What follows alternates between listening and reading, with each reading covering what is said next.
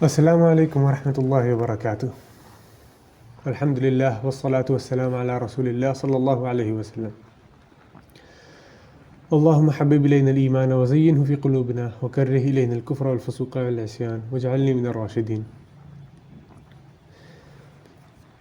اللہ کا جو کلام ہے قرآن الحکیم، قرآن المجید، اللہ تعالیٰ نے وہ اپنے پیغمبر رسول اللہ صلی اللہ علیہ وسلم کے ذریعے سے ہم لوگوں کے لیے نازل کیا، اور ہم میں سے جتنے انسان ہیں دنیا میں، خواہ وہ مسلمان ہوں یا غیر مسلم ہوں، اللہ تعالیٰ نے ان سب کی رہنمائی کے لیے اور ہدایت کے لیے اس کتاب کو لوح محفوظ سے زمین پہ اتارا، روح الامین کے ذریعے، روح القدس کے ذریعے جو کہ جبریل علیہ السلام ہے، اور اپنے پیارے محبوب صلی اللہ علیہ وسلم کے ذریعے۔ قرآن ایک ایسی پاکیزہ کتاب ہے کہ وہ جس فرشتے کے ذریعے آئی وہ فرشتہ سب سے زیادہ اسپیشل فرشتہ ہو گیا، وہ جس نبی پہ آئی وہ نبی سب سے زیادہ اسپیشل نبی ہے، وہ جس امت پہ آئی وہ امت سب سے زیادہ اسپیشل امت بن گئی، جس رات میں آئی وہ رات لیلۃ القدر بن گئی، اور جس مہینے میں آئی وہ رمضان کا مہینہ بن گیا۔ اللہ تعالیٰ نے اس قرآن کو ہم لوگوں کے لیے نازل کیا ہے۔ قرآن ایک کتاب تو ہے، لیکن ساتھ میں اللہ کی ایک صفت ہے، ایٹریبیوٹ ہے، اللہ کا کلام ہے، اللہ کی باتیں ہیں، اللہ کے الفاظ ہیں۔ قرآن ایک ایسی کتاب ہے جس میں اللہ تعالیٰ اپنی طرف سے بات کرتے ہیں، اللہ تعالیٰ میں کر کے بات کرتے ہیں اس کے اندر۔ تو ایک انسان ڈائریکٹ ہم کلام ہو سکتا ہے اپنے رب کے ساتھ اگر وہ اپنے دل کا رشتہ قائم کرے اس کتاب کے ساتھ۔ قرآن کو اللہ تعالیٰ نے الفرقان بھی کہا، یعنی صحیح اور غلط، حق اور باطل کے مابین کے اس کے بیچ میں فرق کرنے والی چیز، الفرقان۔ اور قرآن جو ہے وہ ایک ایسا تذکرہ ہے، ایسی نصیحت ہے جس کو اللہ تعالیٰ نے ڈیوائنلی گائیڈ کیا ہے، اپنے طرف سے جس کی حفاظت کی ہے۔ اللہ تعالیٰ نے کہا ہے اِنَّا أَنزَلْنَا الذِّكْرَ وَإِنَّا لَهُ لَحَافِظُونَ، ہم ہی ہیں جس نے اس ذکر کو نازل کیا اور ہم ہی اس کے محافظ ہیں، اس کو گارڈ کریں گے۔ اور ساتھ میں اس کو حق بھی کہا اللہ تعالیٰ نے، الحق من ربکم فمن شاء فلیؤمن ومن شاء فلیکفر، جو حق ہے، جو حقیقت ہے، جو ٹروتھ ہے وہ تمہارے رب کی طرف سے ہی ہے۔ تو اس کے بعد جس کا من کرے وہ ایمان لائے، اور جس کا من نہ کرے وہ کفر کرے۔ کسی پہ کوئی زبردستی نہیں ہے، لیکن پھر اللہ کی اجازت تو ہے یہاں پہ، آخرت میں اس کا حساب دینا ہے۔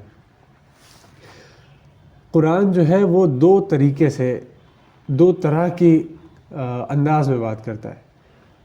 یہی دو کام کرنے کے لیے سارے انبیاء اکرام کو بھی مخصوص کیا گیا۔ وہ کیا کام ہے؟ وہ ہے انذار اور تبشیر۔ انذار کہتے ہیں ڈرانے کو، وارن کرنے کو، دھمکا دینے کو، اور تبشیر کہتے ہیں کہ گلیڈ ٹائڈنگز، خوشخبری سنانے کو۔ تو جب انسان کسی کی تربیت کرتا ہے، کسی سے بات کرتا ہے، کسی کو کچھ سکھاتا ہے، تو یہی دو انداز ہوتے ہیں سکھانے کے ہمیشہ۔ اور اللہ تعالیٰ قرآن میں کہہ رہا ہے کہ اے رسول ان سے فرما دیجئے کہ قرآن تو مجھ پہ نازل ہی اس لیے کیا گیا ہے کہ میں تمہیں ڈر سنا دوں، تو لوگوں کو آگاہ کرنے کے لیے۔ ظاہر سی بات ہے ہمیشہ پہلا سٹیپ ہوتا ہے لوگوں کو آگاہ کرنا، ڈرانا، الرٹ کر دینا۔ جب لوگ الرٹ ہو جائیں اور جاگ جائیں پوری طریقے سے، اور پھر اس کے بعد صحیح راستے پہ آنے لگیں، پھر ان کو خوشخبری سنانا کہ مبارک ہو، تم صحیح جا رہے ہو، تمہارے لیے اللہ نے باغات تیار کیے ہیں، نہریں جن کے نیچے بہتی ہیں، اور تمہارے لیے اچھے اچھے محلات ہیں، تمہارے لیے خوبصورت گارڈن ہے، تمہارے لیے پاکیزہ رزق ہے، ہر چیز ہے، ہر طرح کی چیز جو تم چاہو گے وہ ہے۔ لیکن وہ ان لوگوں کے لیے جو گائیڈڈ ہے۔ تو یہ پہلے سے انسان خوشخبریاں دینے لگتا ہے تو سامنے والا بہت ریلیکس ہو جاتا ہے، کمفرٹیبل ہو جاتا ہے۔ پہلے انذار کی ضرورت ہے، فرسٹ سٹیپ وہی رہتا ہے، پہلا قدم۔ اور جو قرآن ہے وہ آخرت کے دن جو ججمنٹ ہوگی، جو صحیح غلط کے فیصلے ہوں گے، قرآن جو ہے وہ اس کا بھی ایک ذریعہ بنے گا۔ قرآن کے اندر احکامات اس طرح کے اللہ تعالیٰ نے دے دیے ہیں ہمیں کہ جن کی وجہ سے ہمیں پتہ ہے کہ جنت اور جہنم میں جانے والے کام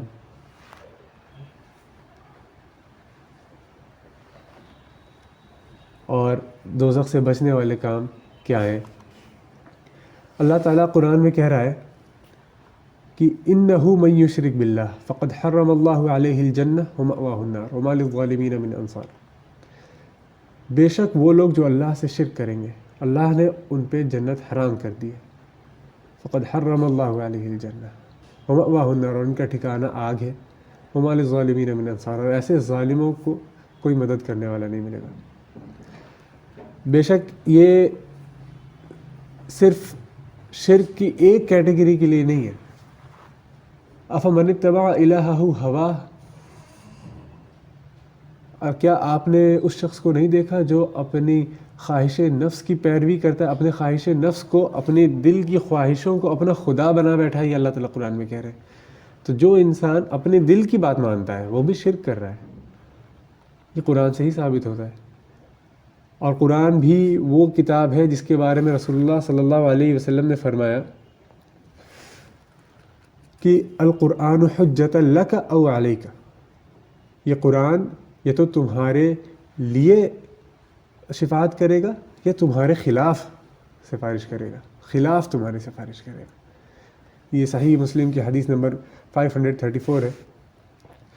اور خلاف سفارش کا مطلب کیا ہوتا ہے؟ وہ یہی ہے جو میں نے آیت پڑھی ابھی کہ رسول اللہ صلی اللہ علیہ وسلم نے حدیث جو سفارش والی حدیث ہے اس میں بھی یہ بتایا ہے کہ جب آخری مرتبہ رسول اللہ صلی اللہ علیہ وسلم جائیں گے اپنے امتیوں کو نکالنے کے لیے جہنم سے، تو قرآن آڑے آ جائے گا اور کہے گا کہ میں اور لوگوں کو نہیں نکالنے دوں گا. قرآن کے اندر سورہ فرقان میں آیت نمبر 30 میں اللہ تعالیٰ فرما رہے ہیں کہ قیامت کے دن رسول اللہ صلی اللہ علیہ وسلم اللہ سے شکایت کریں گے. وقال الرسول یا رب ان قوم اتخذوا هذا القرآن مہجورا، اور کہیں گے یا ربی، اے میرے رب، ان قوم اتخذوا هذا القرآن، یہ جو میری قوم ہے اس نے قرآن کو اپنی پیٹھ کے پیچھے ڈال دیا، اگنور کر دیا، ہٹا دیا زندگی سے. ہم لوگوں کو سفارش کے بارے میں پتہ ہے، حالانکہ قرآن میں ذکر نہیں سفارش کا. قرآن میں جو ذکر ہے وہ یہ ہے کہ رسول اللہ صلی اللہ علیہ وسلم شکایت کریں گے. قرآن کس کو ملی تھی؟ ان کی امت کو. تو اگر کسی نے پیٹھ کے پیچھے ڈالا تو کس نے ڈالا؟ پھر جس کو ملی تھی اس نے ڈالا نا. تو یہ اپنی امت کے خلاف رسول اللہ اگر شکایت کریں گے تو پھر اس سفارش کی انٹینسٹی کیا رہے گی؟ اللہ تعالیٰ ہم لوگوں کو محفوظ رکھے کہ ہم ایسی نوبت پہ نہ پہنچیں کہ اللہ کے رسول صلی اللہ علیہ وسلم کی شکایت ہو ہمارے اگینسٹ قیامت کے دن. اور اس کے لیے بہت ضروری ہے کہ انسان قرآن کو بہت مضبوطی سے پکڑے، بہت مضبوطی سے پکڑے. قرآن جو ہے کتاب زندگی ہے، کتاب ہدایت ہے، اور اس کے ساتھ ہمارا رویہ یہ ہے کہ اس کو لپیٹ کے رکھ دیتے ہیں ہم لوگ، ہائٹ پہ اوپر رکھ دیتے ہیں کہ نظر نہ پڑ جائے کسی کی، کبھی اتفاق سے کوئی کھول کے پڑھنے نہ لگے. جو انسان قرآن زیادہ پڑھتا ہے تو دیکھ کے لگتا ہے کہ ہو سکتا ہے زندگی میں کوئی پرابلم چل رہی ہے اس لیے پڑھ رہا ہے. یہ ہمارا انداز ہو گیا، نیچرل تھنکنگ ایسی ہو گئی ہے کیونکہ نارمل چیز نہیں ہے. حالانکہ صحابہ اکرام کی نارمل زندگی کی لائف سٹائل میں قرآن تھا. ہر وقت کوئی بھی چیز سیکھنا ہے، سمجھنا ہے، سکون حاصل کرنا ہے، راستہ نہیں سمجھ میں آ رہا، کنفیوژن ہے، قرآن سب سے پہلا اپروچ رہتا تھا قرآن. اور ہمارے لیے تھوڑا ایصال ثواب کے لیے یا کوئی انسان جو زندگی بھر قرآن نہیں پڑھا اور اس کا انتقال ہو جاتا ہے، اس کی میت میں لوگ بیٹھ کے قرآن پڑھتے رہتے ہیں. ایسے قرآن پڑھنے کا کتنا فائدہ ہو جائے گا اگر انسان صحیح دل سے سوچے تو کتنا فائدہ ہو جائے گا. جس انسان نے زندگی بھر قرآن کو پیٹھ کے پیچھے رکھا، اس کی میت پہ ایک بار 2 بار قرآن پڑھنے سے کیا ہو جائے گا؟ ان چیزوں کو بہت غور سے سوچنے سمجھنے کی ضرورت ہے کہ اگر کوئی دنیا میں قرآن کو آگ لگاتا ہے تو ایز اے مسلمان ہم لوگوں کو بڑی بے چینی ہوتی ہے، دل میں بڑی تکلیف ہوتی ہے. لیکن اپنے گھروں میں جو ذہنی طور پہ ہم نے آگ لگائی ہوئی ہے قرآن کو، قرآن میں اللہ تعالیٰ کہہ رہے ہیں کہ اللہ کے اتارے گئے احکام کے بنا پہ جو فیصلے نہیں کرتے وہی تو ظالم ہیں، وہی تو فاسق ہیں، وہی تو کافر ہیں. یہ 3 الگ الگ حکم آئے ہیں. کن کے بارے میں؟ جو اللہ کے اتارے گئے احکام کے بنا پہ فیصلے نہیں کرتے. اور ہم لوگ کتنے سارے ہیں جن کے گھر کے فیصلے اور ڈیسیجنز یہ سب بنائے جاتے ہیں اور ہم لوگ اپنی مرضی کے حساب سے ڈیسیجنز کر لیتے ہیں، دیکھتے نہیں کہ صحیح غلط کیا ہے. صحیح غلط ہے بھی تو ہمارے کلچر میں، ہماری تہذیب میں، ہمارے بڑوں نے جو بتا دیا اس کے بنا پہ کر لیتے ہیں. تو قرآن ایسے ہر موقع پہ اللہ سے ہمارے خلاف شکایت کرے گا.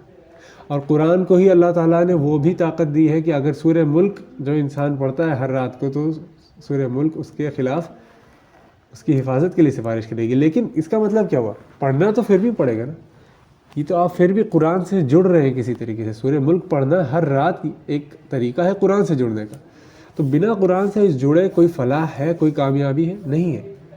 اللہ تعالیٰ کو پہچاننا اور اس کو دیکھنا اور اس کے قریب ہونا اور اس کو جاننا، وہ ہم سے کیا چاہتا ہے اس کو جاننا اور صحیح طریقے سے جاننا. ایک ایسی دنیا میں جہاں پہ ایک حقیقت کے کئی الگ الگ پہلو ہیں، کئی الگ الگ اس کے نظریات ہیں، لوگوں نے فرقہ واریت میں دین کو بھی بانٹ دیا ہے. تو ایسے موقع پہ ایسی دنیا میں سمجھنے کے لیے انسان کو صرف ایک طریقہ ہے، وہ ہے کہ خود سے اٹھا کے انسان قرآن کو پڑھے. اگر کوئی یہودی آ کر کے کہتا ہے کہ قرآن نہ پڑھنا خود سے گمراہ ہو جاؤ گے، بڑی کمپلیکیٹڈ کتاب ہے، ہم لوگ کہیں گے یار اللہ کا دشمن. اور ہمارے اپنے علماء کہیں کہیں ممبروں پہ کھڑے ہو کے کہتے ہیں کہ قرآن خود سے نہ پڑھنا گمراہ ہو جاؤ گے. سبحان اللہ. پوری دنیا میں سب سے تیزی سے گرو ہونے والا، بڑھنے والا ریلیجن ہے اسلام. ویسٹ میں گرو ہو رہا ہے، جاپان میں گرو ہو رہا ہے. وہاں پہ کون سے ایسے بڑے بڑے اولیاء اللہ کی دعوت پہنچی؟ وہاں پہ تو لوگوں نے صرف اسلام کی بدنامی کے بعد، خاص کر کے جب ٹوئن ٹاور پہ اٹیک ہوا، اسلام کی بدنامی کے بعد لوگوں نے دشمنی میں، نفرت میں قرآن کھولا اور پڑھنا سٹارٹ کیا کہ اس سے غلطیاں نکالیں، اس سے کمیاں نکالیں، اور لوگ مسلمان ہوتے چلے گئے. یہ جو چیزیں ہیں یہ ہم لوگ اتنا نظر انداز کر دیتے ہیں کہ ہم لوگ کو سمجھ بھی نہیں آتی کیا ایسی برکت ہے. جب صحابہ اکرام اور جو قریش مکہ تھے وہ جب سنتے تھے قرآن اور اپنے آپ کو روک نہیں پاتے تھے، مسلمان ہو جاتے ہیں. کتاب تو وہی ہے، الفاظ بھی وہی ہیں، اور تاثیر بھی خدا کی قسم وہی ہے اگر ہم اس کو سنیں اور سمجھیں. اگر کوئی بادشاہ، کوئی انگلش کنٹری کے کسی پرائم منسٹر کا خط آتا ہے کسی کو، کسی غریب دیہاتی کو اگر آتا ہے، کسی کسان کو آتا ہے، تو وہ دوڑ کے ہر طرف ٹرانسلیٹ کروائے گا، اس کو سب کو دکھائے گا کہ یہ دیکھو کہاں سے خط آیا ہے، اس کو سمجھنے کی کوشش کر رہا ہے. اور پورے کائنات کے مالک نے ہم لوگوں کو ایک پوری کتاب زندگی، کتاب ہدایت، جس میں اللہ تعالیٰ کہہ رہے ہیں کہ اس میں الہدا ہے، جس میں گائیڈنس ہے. فیہ شفاء لما فی الصدور، دلوں کے امراض کے لیے دوا ہے، جس کے اندر شفا ہے. جس کے اندر دلوں کے امراض کیا؟ بے چینی، پریشانی، دکھ، انگزائٹی، ڈپریشن، حسد، بغض، ہر طرح کے دلوں کے امراض کے لیے شفا ہے. وہ اللہ تعالیٰ نے آسمانوں سے اتار دی، اور اس کا ٹرانسلیشن نہ دیکھنے کی نوبت ملتی ہے، نہ پڑھنے کی نوبت ملتی ہے. اگر انسان کسی، اللہ نہ کرے، کسی جماعت کے ساتھ اگر فرقہ واریت میں ہے بھی مبتلا، تو کتنے سارے آپ اپنے ٹرانسلیشن لے کے پڑھیے. اگر آپ بریلوی ہیں تو احمد رضا بریلوی صاحب کا پڑھیے، دیوبندی ہیں تو اشرف علی تھانوی صاحب کا پڑھیے، اہل حدیث ہے تو جوناگڑھی صاحب کا پڑھیے، اور اہل تشیع ہے تو سید فرمان علی شاہ صاحب کا پڑھیے، نیوٹرل ہے تو مولانا مودودی صاحب کا پڑھیے، اور فتح محمد جلندری صاحب کا پڑھیے. بہت ترجمے میں پڑھنے کے لیے صرف ایک بہانہ ہے جو ہم لوگ ڈھونڈتے رہتے ہیں اور کہتے رہتے ہیں کہ یہ تو کمپلیکیٹڈ ہے، یہ تو وقت نہیں ہے. سبحان اللہ، انسان جو ہے اس دور میں اتنی تعلیم حاصل کر لیتا ہے، اتنا پروفیشن پہ چلا جاتا ہے، لیکن انگلش بھی اتنی سیکھ لیتا ہے، لیکن تھوڑی سی عربی نہیں سیکھ سکتا کہ اللہ کے کلام کو سمجھ پائے. اور اگر انسان یہ سوچ رہا ہے کہ وہ کسی طرح کی ایکسکیوز دے کر کے بچ جائے گا، تو وہ یہ خود بھی جانتا ہے کہ بہانہ ہے اور یہ جھوٹ ہے. وہ دھوکہ دے رہا ہے، وہ اپنے آپ کو ہی دھوکہ دے رہا ہے، لوگوں کو نہیں دے رہا. میں نہیں کہتا لوگوں کو دھوکہ دے رہا ہے، اپنے آپ کو دھوکہ دے رہا ہے، اپنے ذہن کو دھوکہ دے رہا ہے. یار اتنی مشکل کتاب ہے، ہم کیسے پڑھیں گے، سمجھ میں نہیں آتی، اتنا ایفرٹ لگتا ہے. ایفرٹ تو لگے گا. رسول اللہ صلی اللہ علیہ وسلم نے فرمایا، مشکات میں حدیث ہے کہ جس طرح لوہا بارش میں پڑا رہتا ہے اور اس پہ زنگ لگ جاتا ہے، اسی طرح دلوں پہ زنگ لگ جاتا ہے. تو صحابہ اکرام نے پوچھا کہ یا رسول اللہ، دلوں کے زنگ کو صاف کرنے کا طریقہ کیا ہے؟ تو رسول اللہ صلی اللہ علیہ وسلم نے فرمایا کہ قرآن کی تلاوت کرو، قرآن کی تلاوت کرو تاکہ دلوں کے زنگ صاف ہو جائے. دو چیزیں، اللہ کا تقوی اختیار کرنا اور قرآن کی تلاوت کرنا. اور قرآن کی تلاوت سے بھی اللہ کا تقوی ہی آتا ہے. انسان جب قرآن کی تلاوت کرتا ہے تو اللہ کی طرف سے نور آتا ہے اس کے دل میں، اور جب دھیرے دھیرے دل کے امراض صاف ہوتے ہیں، دل کی بیماریاں صاف ہوتی ہیں، تب انسان کو وہ کنیکشن ڈیولپ ہوتا ہے قرآن کے ساتھ، اور پھر وہ اور زیادہ سننے کی کوشش کرتا ہے، اس کو انجوائمنٹ فیل ہوتا ہے، کنیکٹ ہوتا ہے، وہ نمازوں میں آنسو نکل آتے ہیں اس کے، جب وہ سمجھتا ہے کہ بات کیا ہو رہی ہے، کون کہہ رہا ہے اور کس سے کہہ رہا ہے۔ ہماری کوئی اوقات نہیں تھی کہ اللہ تعالیٰ آسمان سے ہدایت نازل کرتے ہیں ہمارے لیے، وعدہ تو ہم کر آئے تھے، ہم سب وعدہ کر آئے تھے، الست بربکم قالوا بلا، کیا وعدہ کرتے ہو؟ بے شک ہم کرتے ہیں، شہیدنا، اور ہم گواہ ہیں اپنے وعدے پہ۔ لیکن ہم نے ایسا کوئی وعدہ نہیں کیا تھا اللہ تعالیٰ سے کہ اللہ تعالیٰ انبیاء بھیجیں گے اور کتابیں بھیجیں گے اور نشانیاں دکھائیں گے اور ہم کو مہلتیں دیں گے، ایسا کچھ وعدہ نہیں کیا تھا ہم نے۔ یہ اللہ کی مہربانی ہے، اور اللہ تعالیٰ بے انتہا غفور الرحیم، بے انتہا ہم لوگوں کو دیتے جاتے ہیں مہلتیں، تاکہ ہم لوگ واپس آئیں۔ رسول اللہ صلی اللہ علیہ وسلم کا آخری خطبہ جو ہے حجۃ الوداع میں، اس میں بھی رسول اللہ صلی اللہ علیہ وسلم نے فرمایا کہ عنقریب اللہ کا قاصد یعنی موت کا فرشتہ میرے پاس آئے گا مجھے بلانے کے لیے، میں تم میں ایک ایسی چیز چھوڑ کے جا رہا ہوں جس سے اگر تم پکڑ لو گے تو کامیاب ہو جاؤ گے، اور وہ اللہ کی رسی ہے۔ اللہ کی رسی کیا ہے؟ القرآن الکریم۔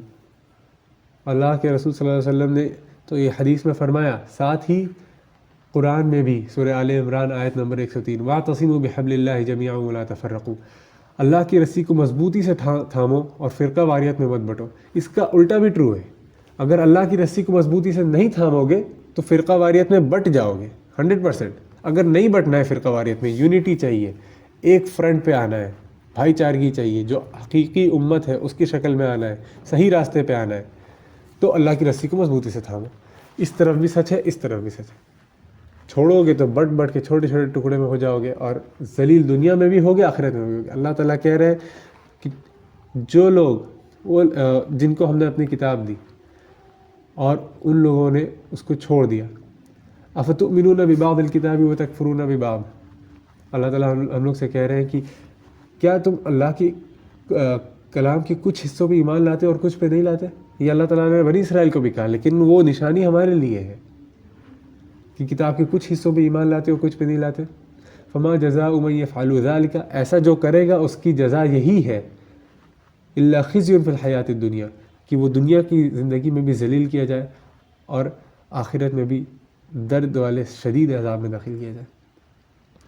اللہ ہم لوگوں کو قرآن والا بنائے اور قرآن سے اور قریب ہونے والا بنائے، اس کو پڑھنے والا بنائے۔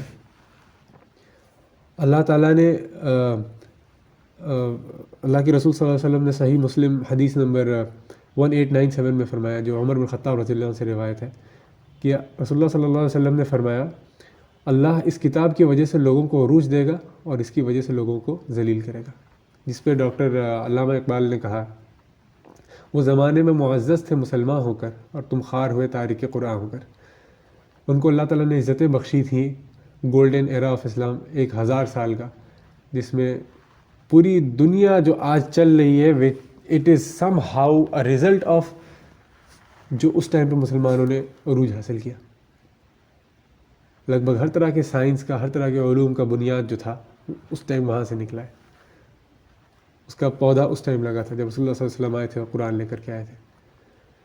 اور جب سے ہم نے اس کو ترک کیا ہے تو جو ذلت ہے ہم پہ، کوئی حیثیت نہیں مسلمان کی دنیا میں، نہ کسی ادارے میں، نہ کسی ورلڈ آرگنائزیشن میں، کہیں پہ نہیں، نہ مسلمان ممالک کی، نہ ایک مسلمان کی سنگل کی حیثیت ہے کچھ۔ قرآن کو اگر انسان پکڑے تو اس کے بعد یہ خواہش کرے کہ اللہ تعالیٰ ہمیں معاف کرے اور ہمیں اپنے سے قریب کریں، اور پھر دنیا اور آخرت دونوں میں عزت بخشیں۔ عثمان رضی اللہ عنہ سے روایت ہے کہ خیرکم من تعلم القرآن وعلمہ، رسول اللہ صلی اللہ علیہ وسلم نے فرمایا تم میں سے بہترین شخص وہ ہے جو قرآن سیکھے اور سکھائے بھی، لیکن سیکھے بھی، وہ بھی بہترین ہے نا۔ اور قرآن میں ایسی بشارتیں ہیں قرآن والوں کے لیے، اہل القرآن کے لیے ہی ایسی بشارتیں ہیں کہ سبحان اللہ سبحان اللہ۔ جو انسان حافظ رہے گا وہ جنت میں داخل ہوگا تو اس سے کہا جائے گا کہ پڑھو، اور وہ پڑھتا جائے گا اور جنت کے درجات چڑھتا جائے گا۔ 6500 آیتیں ہیں، 6500 درجات تو ایسے چڑھ جائے گا، سبحان اللہ۔ اللہ تعالیٰ ہم لوگوں کو اہل القرآن میں سے بنائے اور ہم لوگوں کو قرآن کو پڑھنے اور سمجھنے والا اور آگے پہنچانے والا بنائے۔ سبحان ربک رب العزۃ عما یصفون وسلام علی المرسلین والحمد للہ رب العالمین۔ السلام علیکم ورحمۃ اللہ وبرکاتہ۔